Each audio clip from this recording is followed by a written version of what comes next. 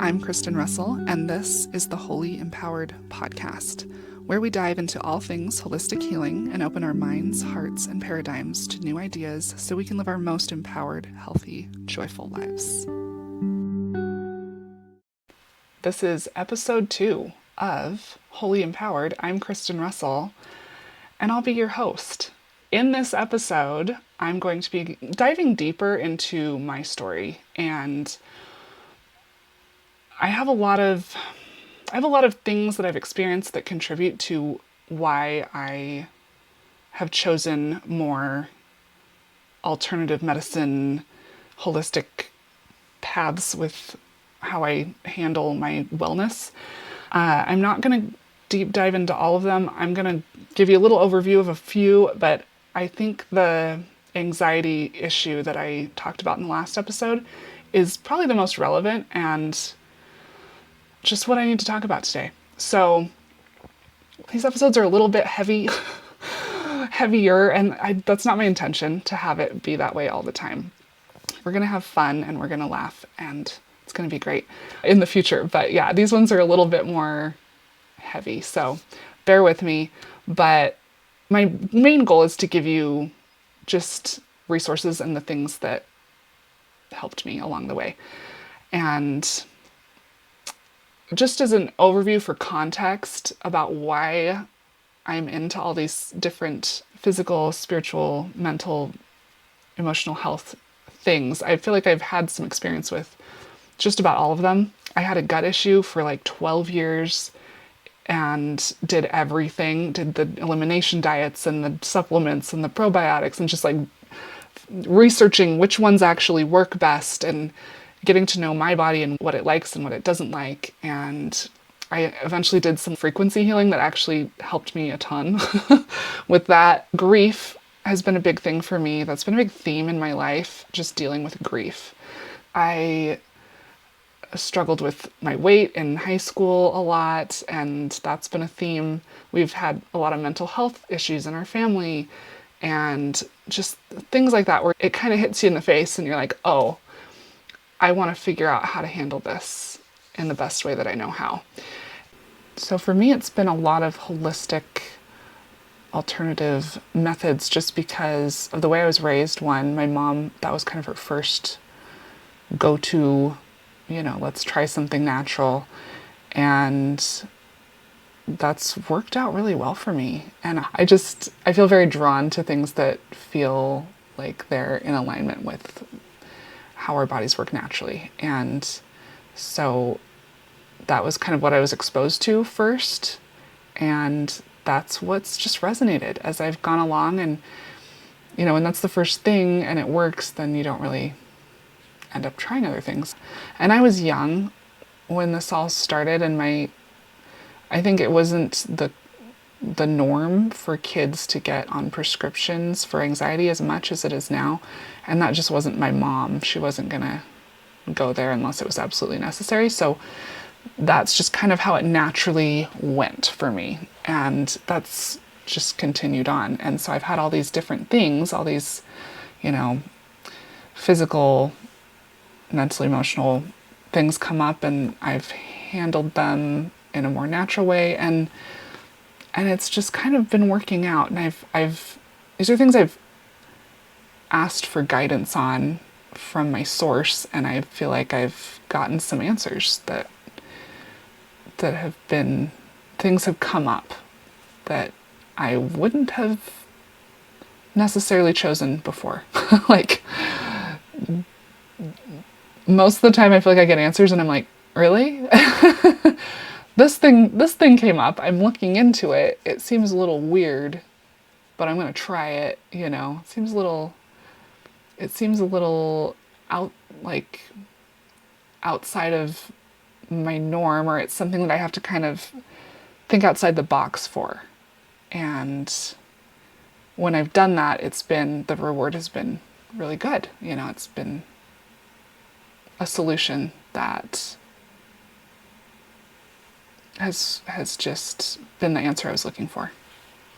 So anyway, that's kind of why I'm so passionate about all these things.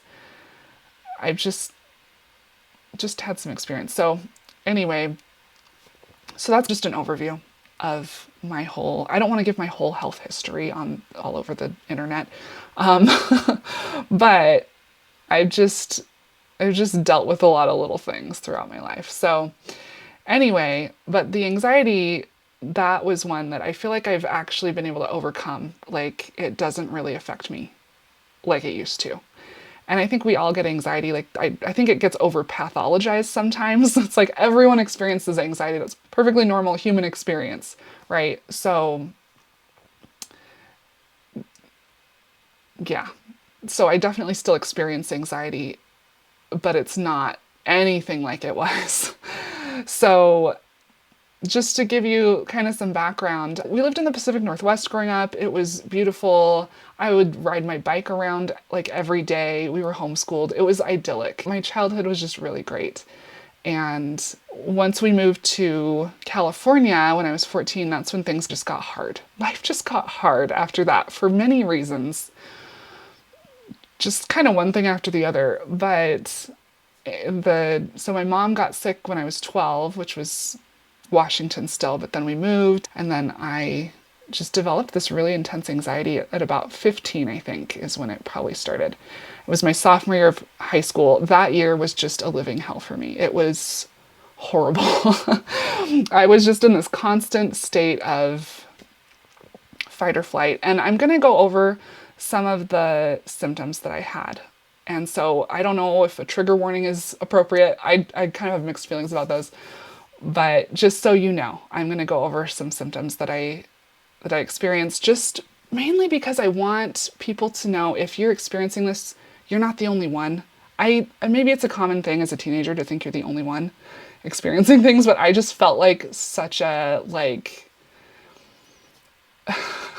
anomaly. It's like no one understands what I'm going through, and it made it so hard to talk about it. And so I think it's important to just share what we experience, because it helps other people know that they're not alone. So anyway, I'm just going to go over some things that I experienced, kind of the triggers for me for this anxiety, and some of the things that were going on in my mind and body. So if you haven't listened to episode 1, that'll give you some more context. I don't feel like I need to go back over it all, but essentially I just developed this anxiety anytime I had to go to school. I was in this kind of out of body fight or flight thing, especially that whole year. It was really scary. Anytime I would travel, especially if it wasn't with my family, but even sometimes with my family, like it was so pervasive, this feeling. And it was kind of like this situational claustrophobia. That's like the best way I can put it, where if I felt like I was stuck anywhere in a situation where I couldn't leave. Like at school, I was enough of a people pleaser. I didn't want to upset anyone or get in trouble. And school was so...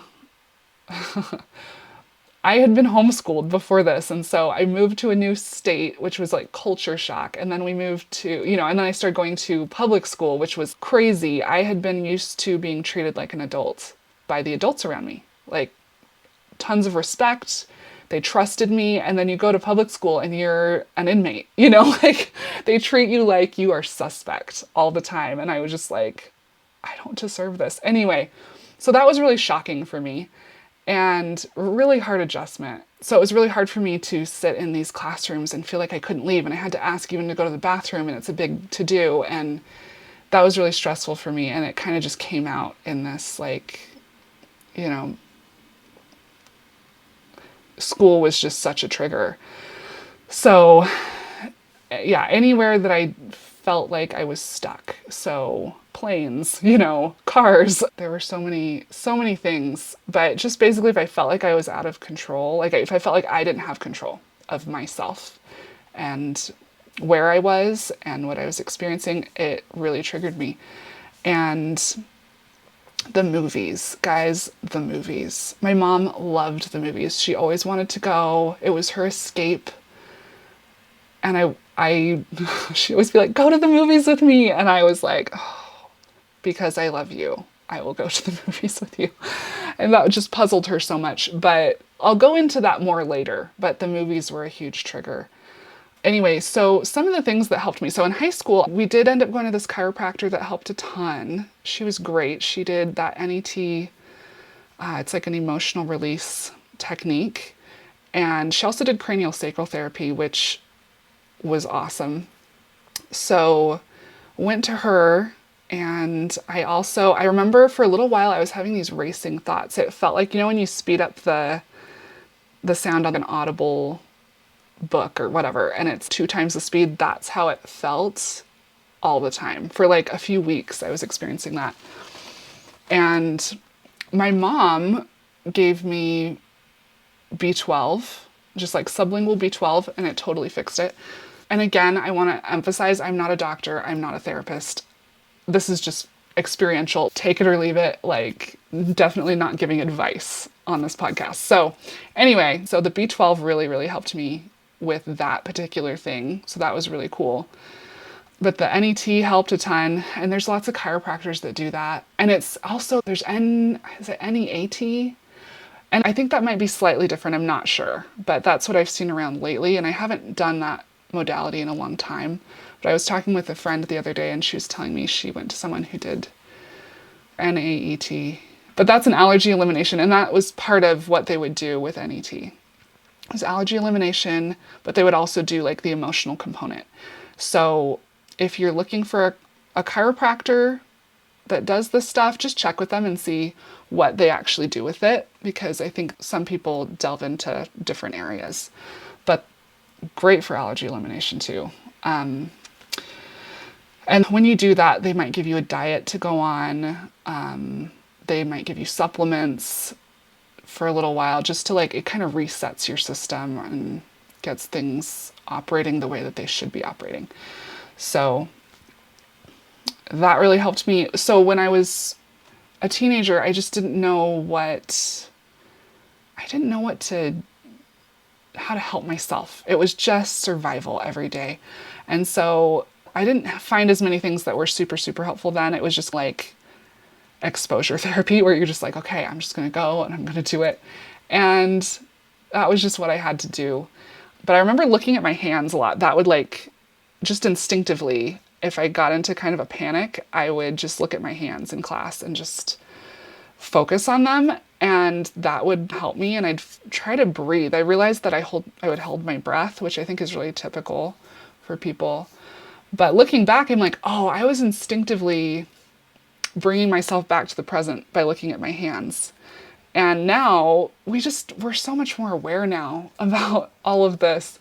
Therapists will say, notice 5 things you can see, 4 things you can hear, 3 things you can feel, 2 things you can smell, 1 thing you can taste, something like that, to just help you get in tune with your senses and bring you back to the present. And I'm like, oh, I was totally just trying to get myself into the present, because it was rough. So anyway, so that was high school. And like I said before, I started going to this practitioner a lot more when I was about to go to college, because I was kind of like, I'm struggling. Like, if I have to drive anywhere, or if I there were just things that were really difficult for me that seemed really basic. And being away from home was scary. So anyway, I went to college. It went really well, honestly. I did have my siblings around, and that was helpful, and just to feel safe. And I mostly just tried things, baby steps, just did what I felt comfortable doing. But it was hard, because I didn't really work throughout college, because I was so full of anxiety, which is so sad. But it was also hard to find a job in Rexburg, Idaho. So I was there for 3 years, and I mostly just tried to do baby step things where I could do the things that made me nervous in a safe way and build up that confidence. That's been the main thing as far as just getting over that on my own. But I did pretty good my first 3 years of college. So after my first 3 years, I transferred schools. And between the transfers, so I started college in '07 and then I transferred in 2010. So '08 hit my family really hard and we lost our house. My dad lost his job. It was really bad for like at least 2 years. So I ended up transferring schools in 2010-ish. So I went home between that time. I think I had finished up in the winter and then I had, or like the end of fall semester, and then I had the winter where I spent that at home in California. But we didn't have a home anymore. Our house was gone. So I stayed with my parents. They had found a place to rent and it was just a very transitory time. My mom was not doing great. She was okay, but she wasn't doing amazing. And anyway, so it was a very stressful time. And I don't know if relapsed is the right word or what, but I got into this very dark place where it was just super, super stressful and full of anxiety. And I was outside of my normal routine and, you kind of get comfortable and then you feel safe. And everything was just up in the air, like everything. Looking back, I'm like, whoa, I can see why this happened. But between our living situation, my mom's health, my dad's job, me switching schools, it was just a lot. So anyway, so I just became very full of anxiety at this time. And it was probably the worst that it had ever been. There was a point where we lived by a bay and it got really foggy one time, like for a week or two. It was just dense, dense fog. And that really affected me. Like, we lived in the Pacific Northwest growing up and it never bothered me. As a child, you just don't really, the weather just doesn't bother you as much. And I don't feel like I get seasonal depression or anxiety terribly bad, but this situation this thick fog came through where you just couldn't see anything and it just put me in this really dark place. And I didn't know how to get out of it. And I'm a pretty grounded, reasonable person. And for as much as I've gotten into all these alternative therapies, it's taken me a long time to warm up to each one and make sure that it's not wacky, So, and my mom was really open-minded about stuff and just would try all kinds of things. And I was kind of like skeptical. So at this point, I was in such a bad place, and even just leaving the house, even with my mom, was really difficult. And so she recommended this book, and it's called The Healing Code by Alexander Lloyd. And that book was so helpful. It's it's a great beginner's guide to energy healing. And they just explain things really, really well, especially if you need kind of a scientific perspective. So they mentioned the HeartMath Institute, who they do these really cool studies about the electromagnetic fields around our heart and our brain and how that affects us and how that affects the people around us. So I think we think of the brain as being the kind of electric organ, but the heart is actually way more powerful than the brain as far as that goes. So the electrical amplitude of your heart is about 60 times greater than the brain, and the magnetic strength is 100 times greater than the brain. And these fields go out 6 feet away from your body. And this is something they can measure.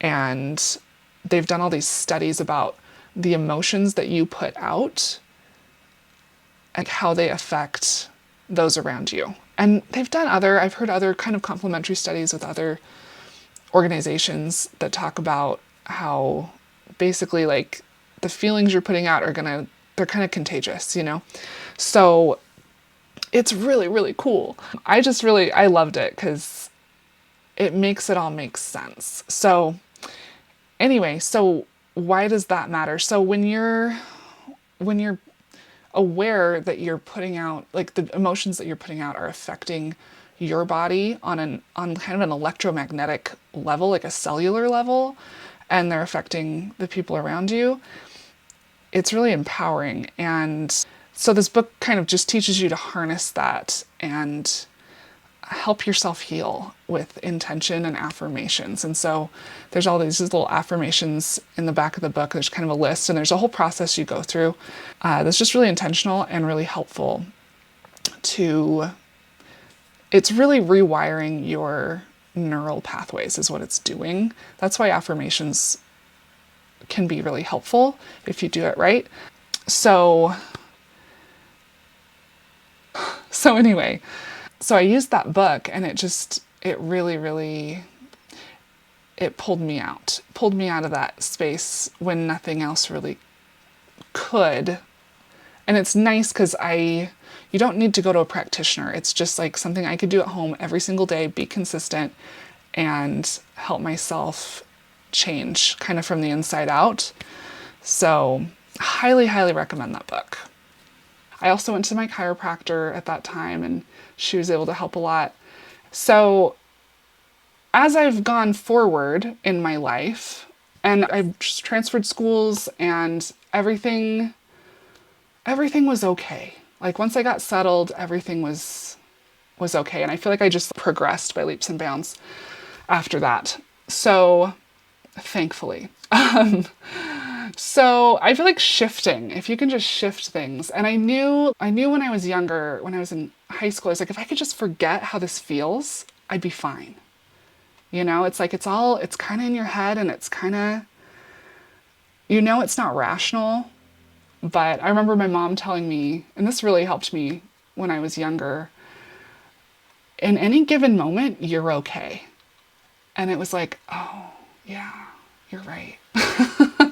I am okay. Like, technically, I'm not going to die. No one's coming after me. There's nothing really wrong. I'm okay. And just keeping that in mind was a really helpful little mantra. But going forward in life, I just learned a lot more about myself, and I realized that I am really energetically, spiritually sensitive. I'm very empathic. I'm very tuned into everyone around me. And that was a huge contributor as well. I did not realize the feeling that I was feeling. It's very this like, you're up in your head kind of feeling. And I learned more about the chakra system, which is an energetic system in your body that it's something that's pretty widely known, but I realized my energy was up in my upper chakras all the time, which sound like, what does that even mean, right? But it's a very like heady, like, so that dropping feeling when you're on a roller coaster or on a plane, when the turbulence happens, it's that feeling. It's that like everything goes up. And I was living in that feeling constantly. And so learning how to bring my energy down, like breathing and just imagining pulling everything down to my root, which is around like the base of your spine, like coccyx, sacrum area, that has been a game changer for me. So just understanding that the upper chakras they're your spiritual centers, and they connect you to the divine. And that's great. But when you're constantly up there, it's a little out of body. Like, it's not ideal for living in this world. So learning how to ground myself and bring that energy down and just calm myself down has been huge. And it's mostly just through breathing and visualization that I do that. But just also recognizing that I am sensitive. I'm a highly sensitive person has been so helpful. And I just hadn't really made that connection that the two were so related. And that's why the movies bothered me so much, because they are...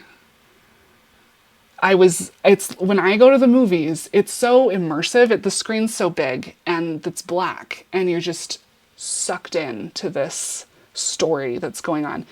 And it's really hard for me to separate my experience from what's happening on the screen. So I would go to the movies, and if we're watching a super stressful spy movie, I just lived the life of a super stressed out spy.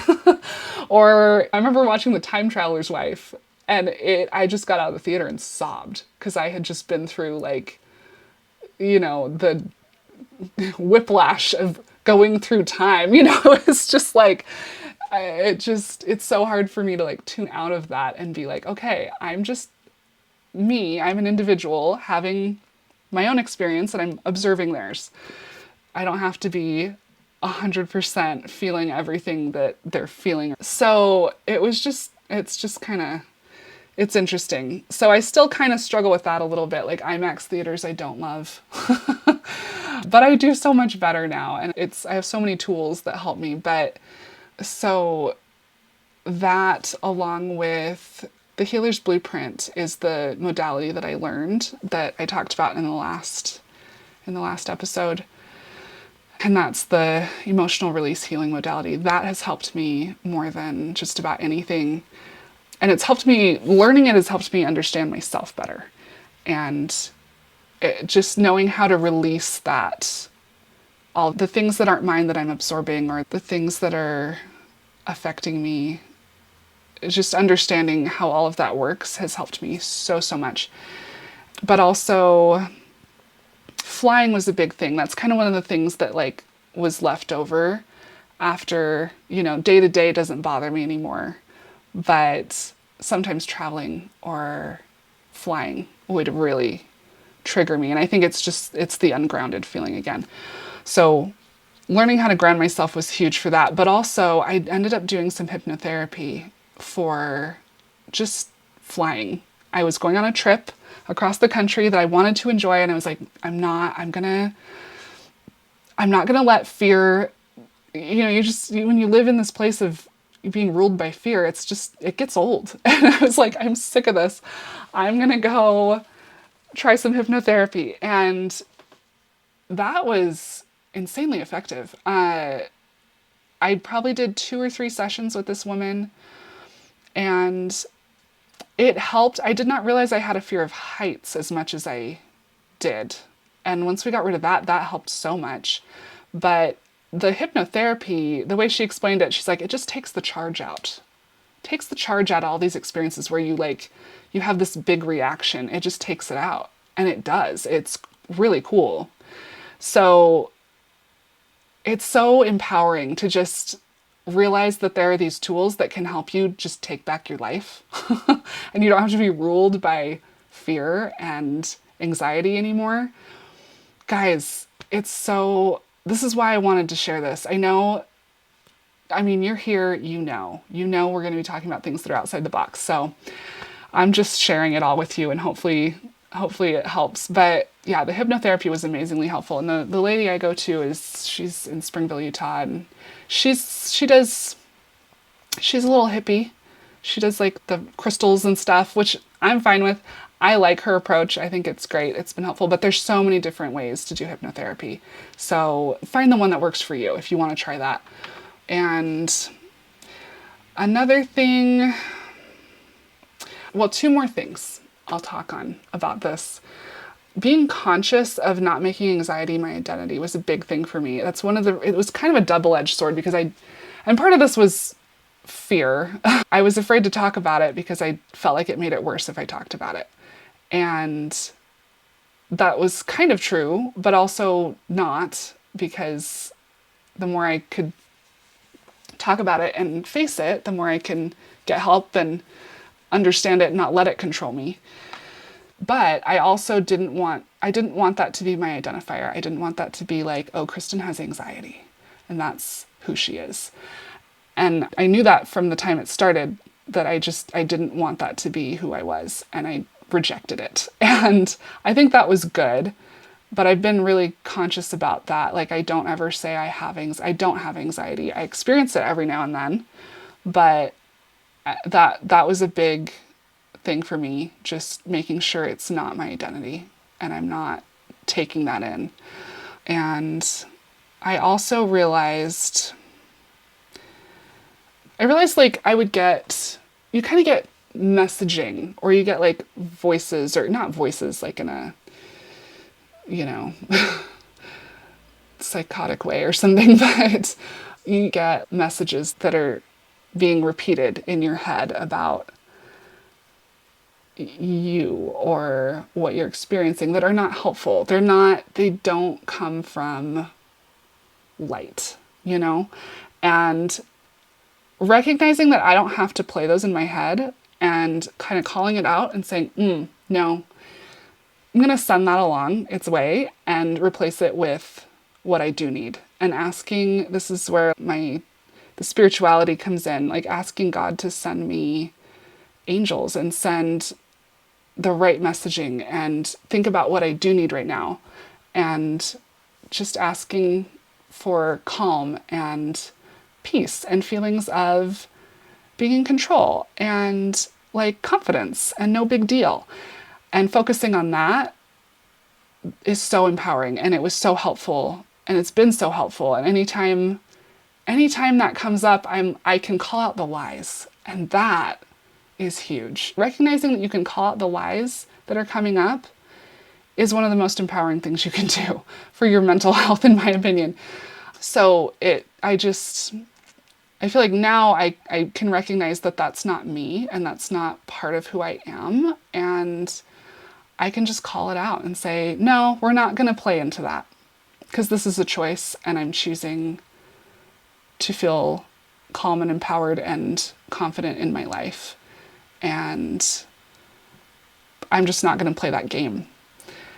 So those are kind of the things that have helped me to feel empowered about my mental health and really heal from any anxiety that I've felt. And if you want more information about any of those modalities, I am happy to talk about it.